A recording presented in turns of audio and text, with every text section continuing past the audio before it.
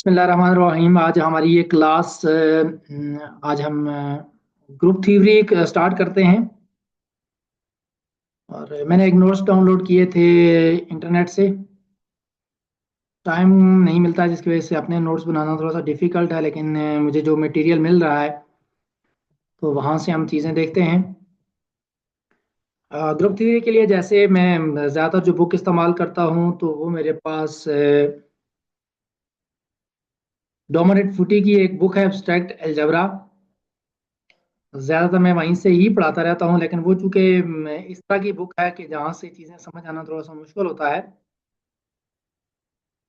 ये मुझे नोट्स मिले हैं जो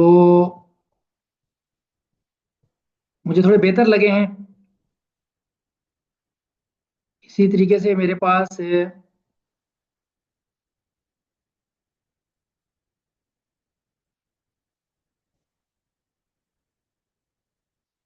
एक दो नोट्स मैंने और भी डाउनलोड किए थे, लेकिन वो इतने से काम के नहीं थे, तो इसीलिए मैंने इन नोट से ही सोचा है कि पढ़ा दूं। अच्छा, हमारे पास ग्रुप से सबसे पहली जो चीज़ है ग्रुप समझने के लिए, हमारे पास जो फर्स्ट डेफिनेशन है वो है बाइनरी ऑपरेशन की। और बाइनरी ऑपरेशन क्या चीज़ होती है? अगर जी कोई नॉन एम्प्टी सेट हो, अब इस जी की जगह आप कोई भी चीज़ ले सकते हैं। नोटेशन ज़्यादातर जो है वो हम जी इसलिए कि ग्रुप का जो पहला वर्ड है वो जी से स्टार्ट होता है, लिहाजा हम इसको जी लिखते हैं। लिहाजा डिफरेंट लिटरेचर में इसको और भी बहुत सारे नोटेशन से डिनोट किया जाता है, लेकिन बेसिकली हमें जी जो है वो नॉन एम्प्टी सेट दिया हुआ है, ग्रुप की वजह से इसको जी कहा जाता है। हमारे पास कोई भी नॉन एम्प्टी सेट है जी, तो बाइनरी ऑपरेशन क्या चीज होती है? ये जो बाइनरी ऑपरेशन है ये एक्चुअली है क्या है? ये एक मैप है। और ये मैप है कहाँ से? ये मैप हमारे पास जी क्रॉस जी से जी पर है। हमें जो सबसे पहले चीज समझने की है वो ये है कि ये जो जी क्रॉस जी ये क्या चीज होती है। आ, बिल्कुल स्टार्ट में जब हमने सेट पढ़े थे तो सेट में हमने एक चीज पढ़ी थी, हमने वो पढ़ा था कार्टेशियन प्रोडक्ट। तो ये G cross G Cartesian product है। इसके एलिमेंट किस तरह के होते हैं? इसके एलिमेंट एक्स वाई की फॉर्म में होते हैं। Side at this X and Y belong to G. मतलब ये हुआ, जैसे मेरे पास आर क्रॉस आर है जिसको आप आर टू कहते हैं या कम्प्लेक्स प्लेन कहते हैं। और इसी तरीके से आर क्रॉस आर जो होगा वो मेरे पास आर थ्री होगा। तो डेफिनेट एक्चुअली मेरे पास जो डोमेन है बाइनरी ऑपरेशन की वो कार्टेशियन प्रोडक्ट है जी का। और अगर मेरे पास ये जी क्रॉस जी से या एक्स क्रॉस एक्स से या जो भी आप सेट ले रहे हैं, इससे मैं दो एलिमेंट लूं और उनको मैं अगर कंबाइन करूं, मेरे पास जी का ही कोई एलिमेंट आए, तो हम कहेंगे कि ये जो ऑपरेशन है ये बाइनरी ऑपरेशन है।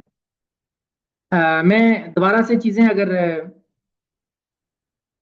सिंपल अल्फाज में बता देता हूं कि मेरे पास अगर जी का एक एलिमेंट ले लेता हूं मैं जी वन, और दूसरा मैं एलिमेंट ले लेता हूं जी टू।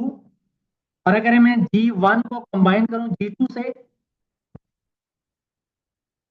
जो भी ऑपरेशन लगाऊं मैं इन पर, और इन दोनों को जाहिर बात है मैं किसी रूल के तहत, वो रूल ये है, इस रूल के तहत अगर इनको मैं ज्वाइन करूं और मेरे पास जो एलिमेंट आए वो भी जी का ही एलिमेंट हो, तो मैं कहूंगा, यानी वो एलिमेंट बाहर ना जाए बल्कि जी का ही एलिमेंट होगा, तो मैं कहूंगा कि ये वाला जो मैप है, ये जो ऑपरेशन है ये मेरे पास बाइनरी ऑपरेशन है। फॉर एग्जांपल मैं अगर सेट ऑफ इंटीजर्स ले लूं, आप बल्कि सेट ऑफ नेचुरल नंबर ले लेते हैं, सेट ऑफ नेचुरल नंबर में ले लेता हूं और इस पर मैं एडिशन जो है वो एक ऑपरेशन लगा लेता हूं। अब ये जो मेरे पास एडिशन है वो मैप होगी एन क्रॉस एन से एन पर, कि जब भी मैं दो नंबर्स को ऐड करूंगा, लिखते कैसे हैं हम? ये ए एंड बी की फॉर्म में। और यूजुअली हम इस जो ऑपरेशन है एडिशन का या सब्ट्रैक्शन का या मल्टीप्लिकेशन का, उसको हम इस तरह के लिखने के बजाय हम क्या करते हैं, हम जो नोटेशन यूज करते हैं वो ये ए प्लस बी, यानी जो मेरे पास फंक्शन है वो हम बीच में लिखते हैं। जैसे हम फंक्शन लिखते हैं ना F of X and Y, तो ये हम फंक्शन के लिए हम ऐसी चीज यूज करते हैं, तो इसमें ये समझ लें हम ऐसे लिख रहे हैं फंक्शन बीच में और एक्स और वाई। जैसे रिलेशन की फॉर्म में भी बाइनरी की ऑपरेशन जो है वो एक्चुअली डेफिनेशन ही क्लोज किया है। मैं उसी तरफ आ रहा हूं, जब हम ग्रुप की डेफिनेशन करेंगे तो हमारे पास जो बाइनरी ऑपरेशन की बात हो रही है वो एक्चुअली हमारे पास जो क्लोजर प्रॉपर्टी होती है वही उसको बाइनरी ऑपरेशन ही कहते हैं। तो ये हम बीच में प्लस लिख लेते हैं। तो ग्रुप थ्योरी में हम जो ऑपरेशन यूज कर रहे हैं या वैसे जो बाइनरी ऑपरेशन यूज कर रहे होते हैं ये प्लस माइनस डायरेक्ट हैश, तो उसको हम बीच में ही लिखते हैं, इस तरह से नहीं लिखते। ये तो नोटेशन आ गई मेरे पास। अब आप देखें, इसमें क्वेश्चन बनता है वो ये है कि क्या मेरे पास एडिशन जो है, क्या वो addition set of natural number पर बाइनरी ऑपरेशन है? तो इसका जवाब होगा यस। क्यों? क्योंकि जब भी तो आप दो नंबर्स को, नेचुरल नंबर को ऐड करेंगे आपके पास तीसरा नंबर नेचुरल नंबर आएगा। क्या सब्ट्रैक्शन जो है वो सेट ऑफ नेचुरल नंबर पर बाइनरी ऑपरेशन है?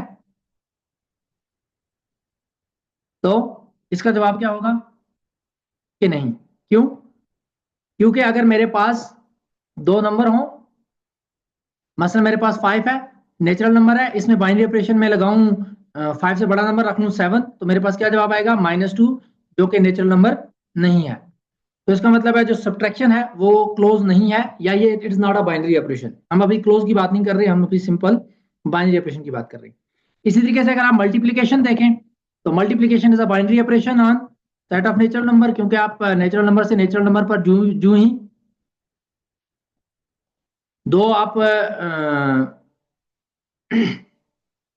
नेचुरल नंबर को मल्टीप्लाई करेंगे वापस नेचुरल नंबर ही आएगा। सिमिलरली जो डिवीजन है, this is not a natural number और this is not a binary operation on set of natural number. क्यों? क्योंकि जब भी आप दो इंटीजर्स को डिवाइड करेंगे जो कंप्लीटली डिवाइड नहीं होते हैं, मिसाल के तौर पर 3/2 है, तो 3 2 पे डिवाइड नहीं होता पूरा, तो इस सूरत में मेरे पास नेचुरल नंबर नहीं आएगा।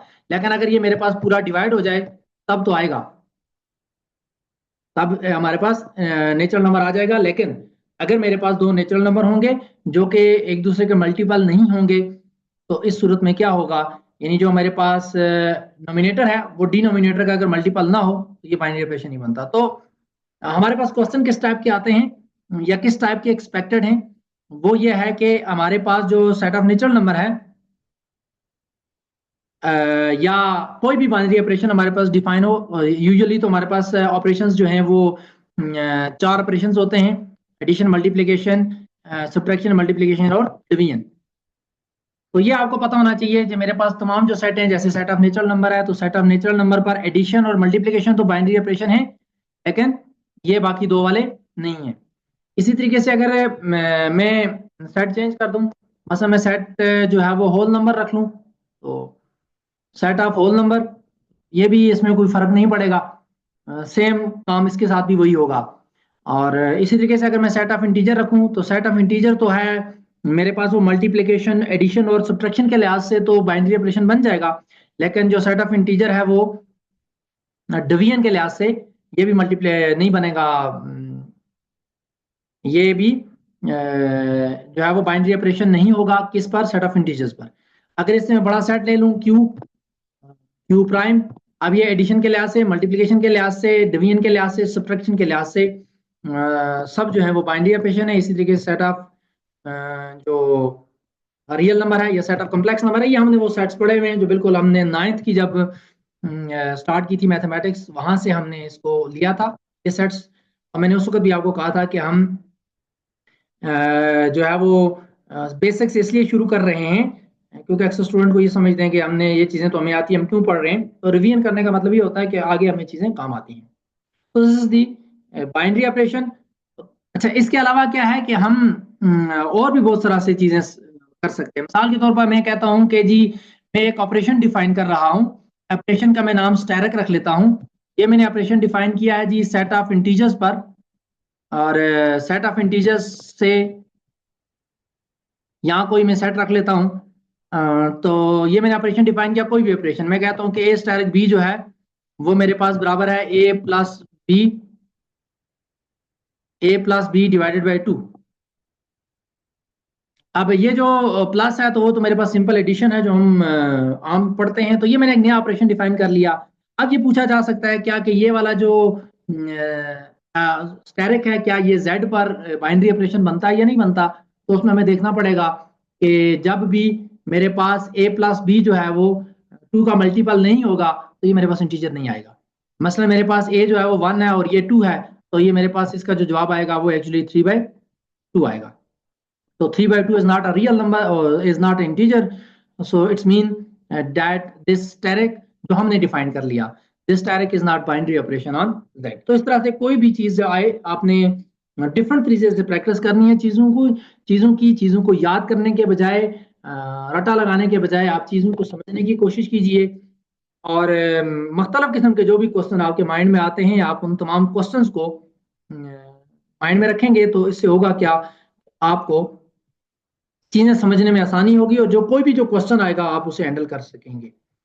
तो ये तो हमारे पास आ गया। सबसे पहली बात जो है वो क्या कहते हैं इसको, बाइनरी ऑपरेशन, या इसको हम क्लियर प्रॉपर्टी भी कहेंगे जब हम ग्रुप पढ़ेंगे। तो इसमें आप देख लें ये नीचे ये इसमें डिटेल लिखी हुई है, ये मैं ग्रुप में आपको सेंड कर दूंगा, और ग्रुप में मैं सेंड कर दूंगा आपको ये फाइल, ये वाली। तो आप वहां से इसको देख भी लीजिएगा। अब हम नेक्स्ट आते हैं, हमारे पास कुछ और प्रॉपर्टीज हैं। ये जो बाइनरी ऑपरेशन वाली थी, तो actually this is called the closure property. तो ये क्लोजर प्रॉपर्टी और ये दोनों सेम चीजें हैं। तो उसके बाद हमारे पास नेक्स्ट जो है वो है एसोसिएटिव प्रॉपर्टी। अब मेरे ख्याल में हमें ज्यादा टाइम इस पर नहीं लगाना चाहिए क्योंकि एसोसिएटिव प्रॉपर्टी वगैरह और ये जो तमाम चीजें हैं ये ऑलरेडी हम वाकिफ हैं।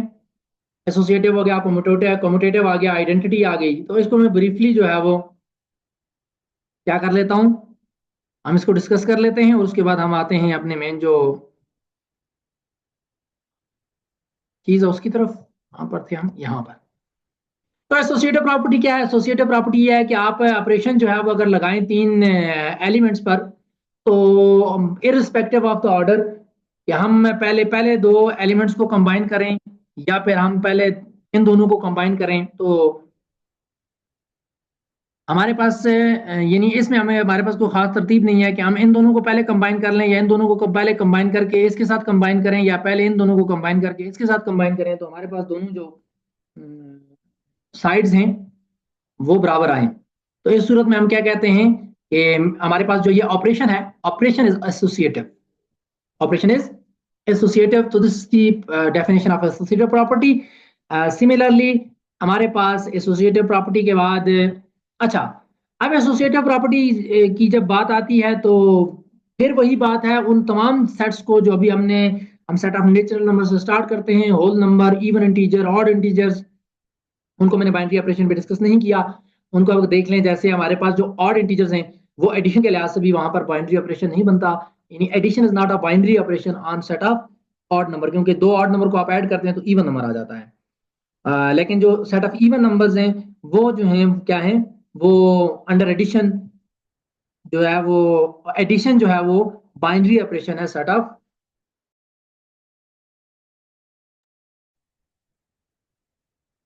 मुझे बता दें कि कहाँ से चीज़ ब्रेक हुई है। मैं डिवाइस ऑफ हो गई बीच में, मैं कहाँ पर था?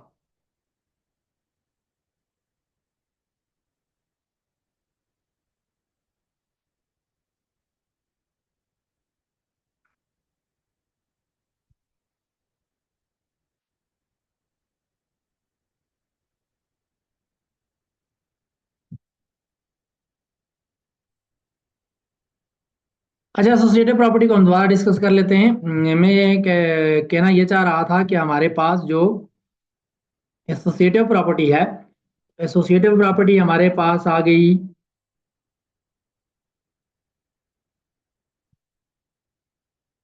वो ये है कि हमारे पास अगर इस ऑपरेशंस हमारे लिए फिक्स ना हो कि हम पहले इन दो एलिमेंट्स को आपस में कंबाइन करें या दूसरे और तीसरे को आपस में कंबाइन करके पहले के साथ जोड़ दें, तो अगर ये मेरे पास कोई रिस्ट्रिक्शन ना हो और इन दोनों सूरतों में हमारे पास जो ये चीज़ बराबर आती हो, तो हम कहेंगे कि जो स्टैरिक है वो हमारे पास एसोसिएटिव है। ये जो बाइनरी ऑपरेशन स्टैरिक है वो क्या है? एसोसिएटिव है, या हम कहते हैं कि G is associative under binary operation A। तो ये टर्मिनोलॉजीज आपने लाजमी याद रखनी है।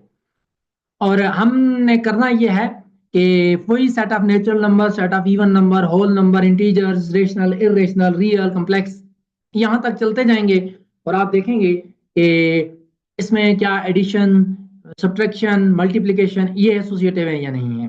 एक एग्जांपल के तौर पर मैं set of set of integer रख लेता हूं, बल्कि इसने भी वही चीज लिया है, सेट ऑफ इंटीजर है। कह रहा है z is not an associative binary operation. Subtraction जो है, subtraction on z is not an associative binary operation. वजह क्या है कि हमें मैटर करता है कि हम पहले कौन से एलिमेंट्स को सब्ट्रैक्ट कर रहे हैं। मिसाल के तौर पर मेरे पास हो 2 -5 -6, और या फिर मेरे पास हो 2 -5 -6।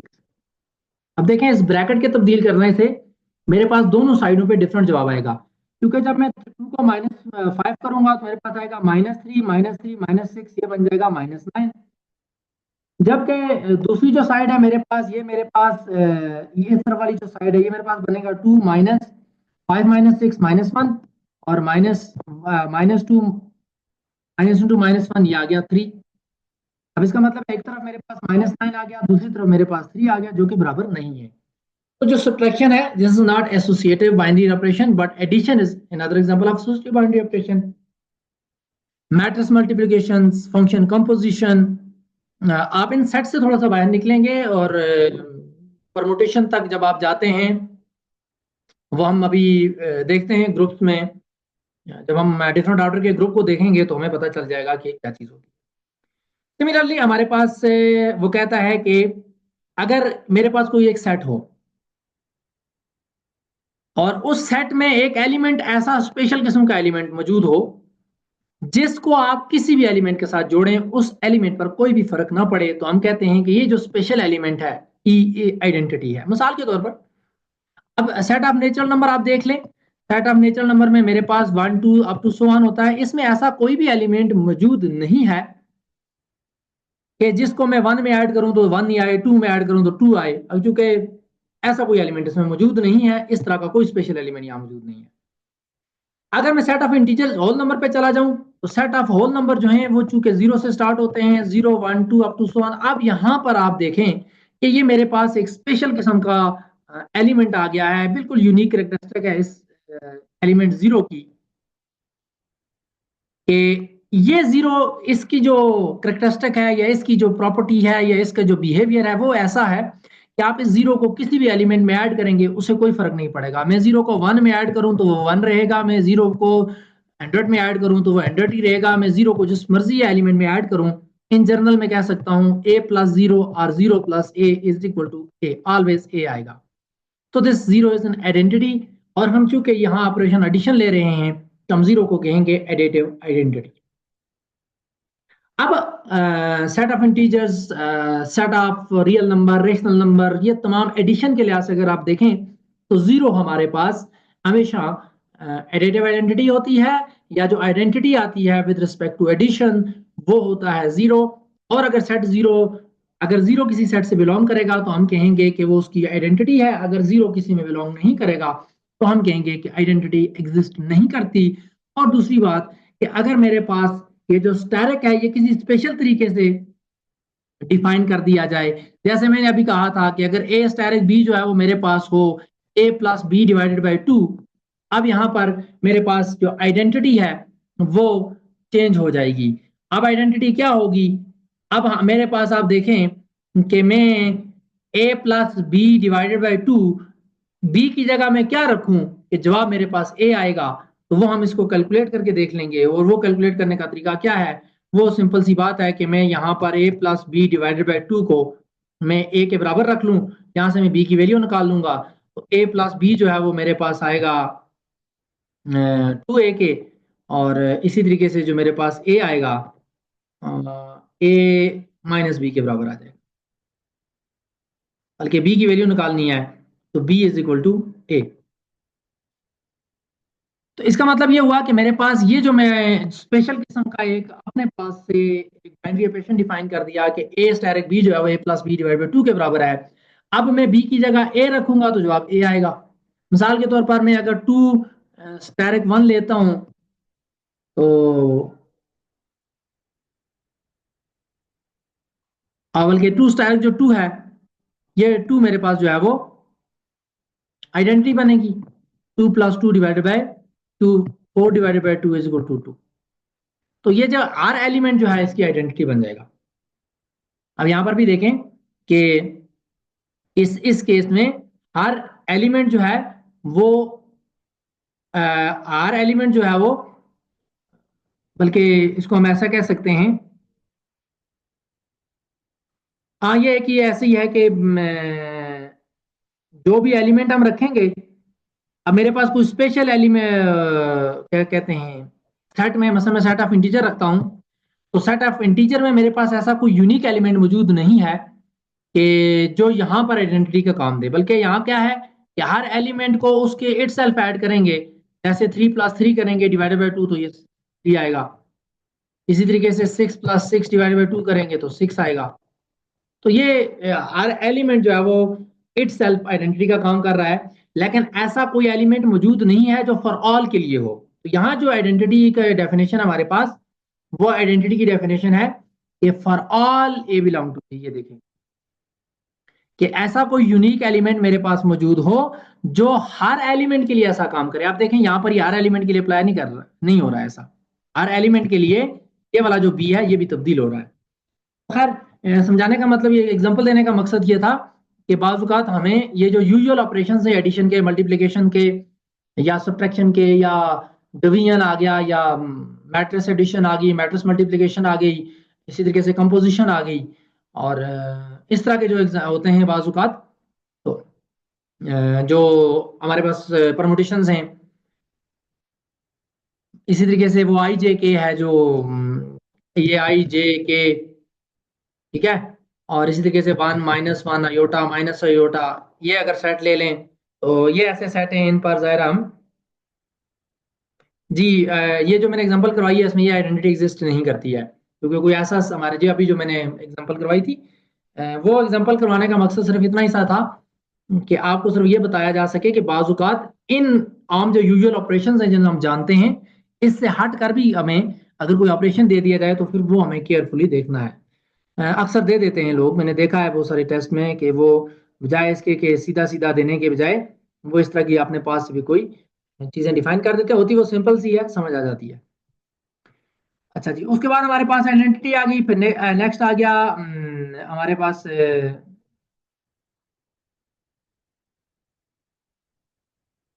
क्वेश्चन इस तरह का होता है ना, मसलन आपको क्वेश्चन दिया, बाज़ औक़ात इस तरह के क्वेश्चन होते हैं, मिसाल के तौर पर आपके पास कोई सेट दिया हो, मिसाल के तौर पर सेट इंटीजर्स दिया हुआ है, ठीक है, सेट ऑफ इंटीजर्स दिया हुआ है, सेट ऑफ इंटीजर्स पे कोई बाइनरी ऑपरेशन डिफाइन किया हुआ है, ठीक है, सेट ऑफ इंटीजर्स हैं, सेट ऑफ इंटीजर्स पर कोई बाइनरी ऑपरेशन उन्होंने डिफाइन करके दे दिया अपने पास से, और मल्टीपल चॉइस हो सकते हैं कि which one of the following is the additive identity of, या एडिटिव तो आप नहीं कह सकते, बल्कि स्टेरिक अब जब डिफरेंट है तो लिखा हुआ आएगा which one of the following is the identity of that, ठीक है, तो उसमें फिर आपको आइडेंटिटी फाइंड आउट करनी पड़ती है। बाज़ औक़ात इनवर्स भी दे देते हैं, या बाज़ औक़ात ऐसा कर देते हैं कि आपको बता देते हैं कि क्या ये जेड इस ऑपरेशन के तहत ग्रुप बनाता है।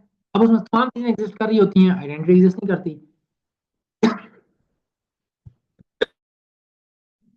इस तरह की चीजें जो है वो हमारे पास ग्रुप में आ जाती है। उसके बाद हमारे पास है इनवर्स। अब इसने इनवर्स दिया है, नहीं दिया,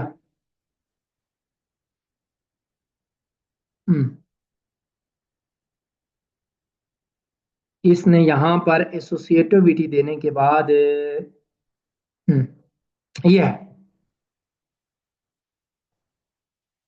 अब इनवर्स जो है वो क्या चीज होती है, ये चौथी प्रॉपर्टी है। इनवर्स हमारे पास क्या है कि कोई भी जी का कोई एलिमेंट है, तो हमें कोई ऐसा एलिमेंट ढूंढना होता है कि हम जब इस बी कोई ऐसा एलिमेंट ढूंढना होता है कि जब भी आप इसके साथ बाइनरी ऑपरेशन लगाएं तो जवाब मेरे पास आइडेंटिटी आ जाए। जैसे अगर एडिशन की बात करें तो 3 - 3 करेंगे तो 0 मेरे पास आ जाएगा, 4 माइनस 4 करेंगे तो 0 आ जाएगा, या मल्टीप्लीकेशन के लिहाज से बात करेंगे तो 2 को हम जब 1/2 से मल्टीप्लाई करेंगे तो जवाब 1 आएगा।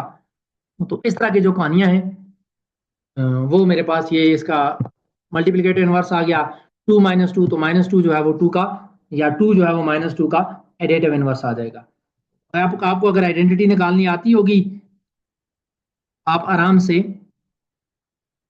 आइडेंटिटी अगर आप निकाल लें तो फिर आपने वहां से गेस करना होता है कि कौन से एलिमेंट का कौन सा इनवर्स। अब यहाँ पर क्या है, यहाँ पर हमने हर एक एलिमेंट का अलग अलग से इनवर्स निकालना। आइडेंटिटी तो एक यूनिक एलिमेंट है, लेकिन जब हम बात करेंगे इनवर्स की तो हमें क्या करना है, इनवर्स फाइंड आउट करना है हर एलिमेंट।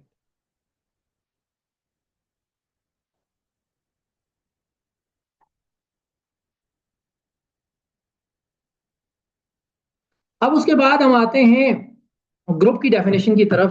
ग्रुप थ्योरी का जो पहला एक चीज है जिसका नाम ही ग्रुप है, तो यहां पर उसने जो डेफिनेशन 1.3 लिखी है उसको उसने इस तरह से लिखा है कि a group G with steric is a set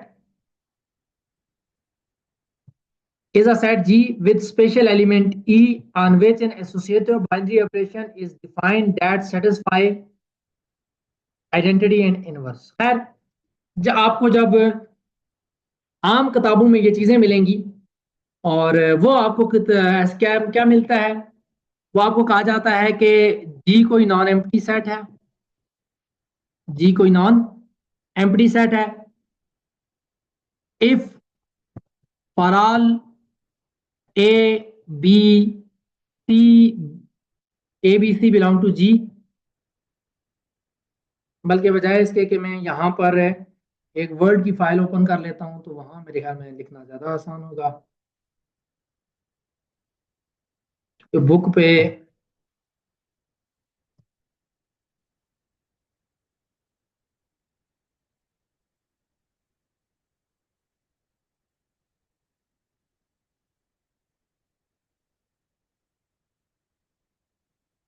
ये वाली जो, इसको स्टॉप कर देते हैं।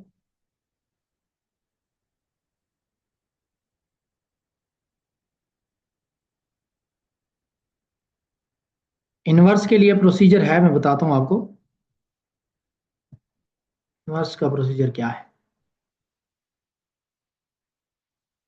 ये वापस यही शेयर होगी।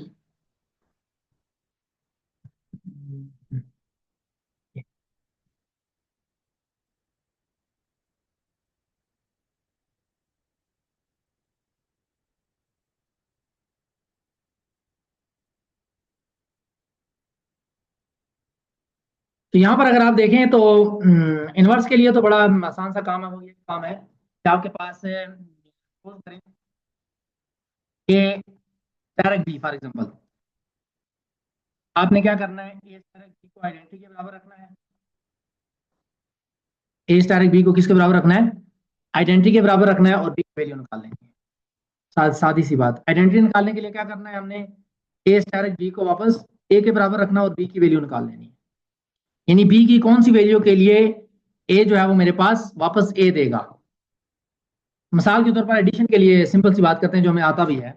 मैं कहता हूँ कि ए प्लस बी मेरे पास क्या आना चाहिए, 0। तो ए प्लस ए मेरे पास ए आना चाहिए।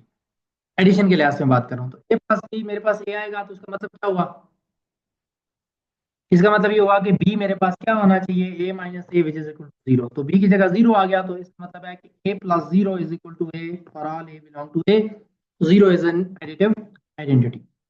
अगर मुझे इनवर्स निकालना हो तो इनवर्स के लिए मैं क्या कहूंगा कि A plus B is equal to क्या आना चाहिए, आइडेंटिटी आनी चाहिए। आइडेंटिटी क्या है मेरे पास, आइडेंटिटी 0। तो यहाँ पे ए जो है वो मेरे पास, या जो बी है वो मेरे पास किसके बराबर आएगा, B is equal to minus A. तो इसका मतलब ये हुआ कि ए की जो मल्टी एडिटिव आइडेंटिटी है वो क्या है, माइनस ए। तो ये सिंपल सी प्रोसीजर है। जैसे मैंने वहां पर कहा था आपको ए स्क्वायर बी डिवाइडेड बाई 2, अगर मेरे पास यहाँ कोई आइडेंटिटी आती तो हम उस आइडेंटिटी को या आइडेंटिटी के बराबर रख लेते, तो इसको इससे मल्टीप्लाई करते और बी की वैल्यू आ जाती वहां। तो खैर मैं जो बात आपको बताना चाह रहा था वो थी डेफिनेशन ऑफ ग्रुप। इसमें मैं कहूंगा कि let G be a non empty set.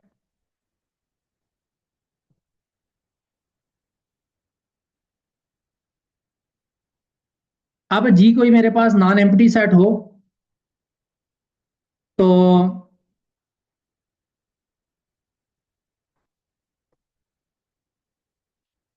जी हमारे पास कोई भी नॉन एम्प्टी सेट हो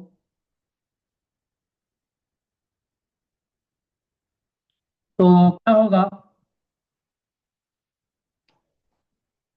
ये जो जी है, ये जी मेरे पास कोई नॉन एम्प्टी सेट है ये वाला, मैं कहता हूं N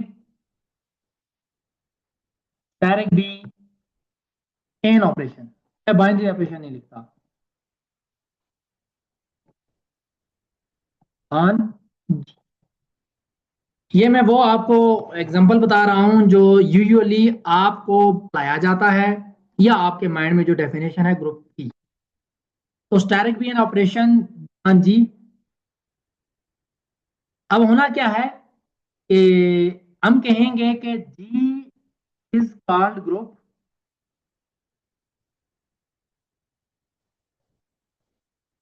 under this operation static. जब क्या होगा, number one, for all A and B belong to G, A static B belong करेगा जी से। अगर उसके बाद जो है वो दूसरी जो प्रॉपर्टी है वो है for all A B and C belong to ji,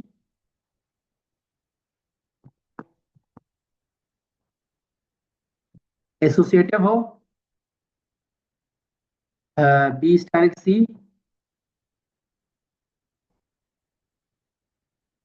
B static C, और उसके साथ साथ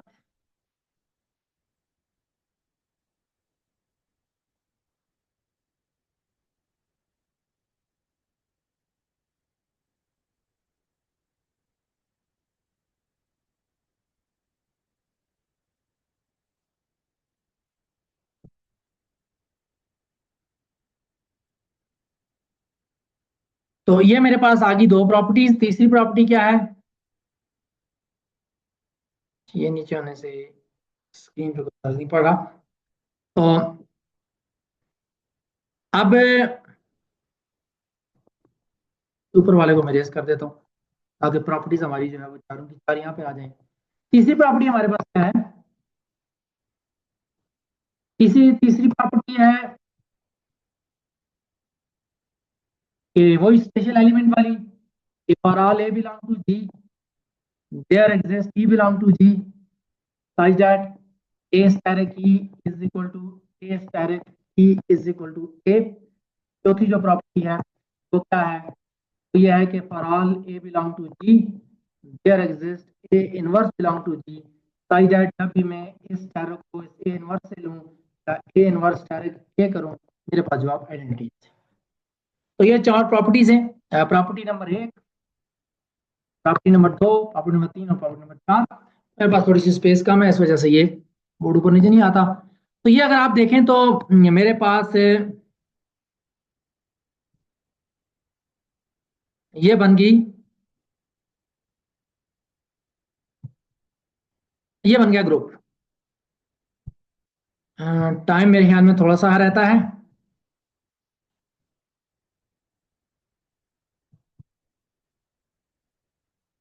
तो ये क्लास एंड करके मैं सेकंड क्लास स्टार्ट करता हूँ और उसमें मैं बाकी चीज़ें बताता हूँ।